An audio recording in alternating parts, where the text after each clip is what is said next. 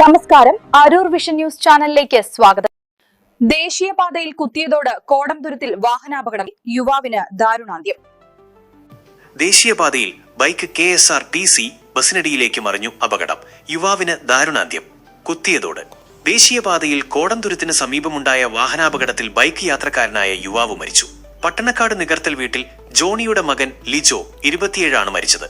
കൂടെയുണ്ടായിരുന്ന സഹോദരൻ സിജോയ്ക്ക് പരിക്കേറ്റു. അപകടത്തിന്റെ വിവരങ്ങൾ. സ്ഥലം ദേശീയപാത, കുത്തിയതോട് കോടംതുരുത്ത് ഭാഗം. അപകട കാരണം ലിജോയും സഹോദരനും സഞ്ചരിച്ചിരുന്ന ബൈക്ക് നിയന്ത്രണം വിട്ട് KSRTC ബസിനടിയിലേക്ക് മറിയുകയായിരുന്നു എന്നാണ് പ്രാഥമിക വിവരം. അപകട സ്ഥലത്ത് വെച്ച് തന്നെ ലിജോ മരണമടഞ്ഞു. അപകടത്തിൽ പരിക്കേറ്റ സഹോദരൻ സിജോയെ ഉടൻ തന്നെ അടുത്തുള്ള ആശുപത്രിയിൽ പ്രവേശിപ്പിച്ചു. ഇദ്ദേഹം ചികിത്സയിലാണ്.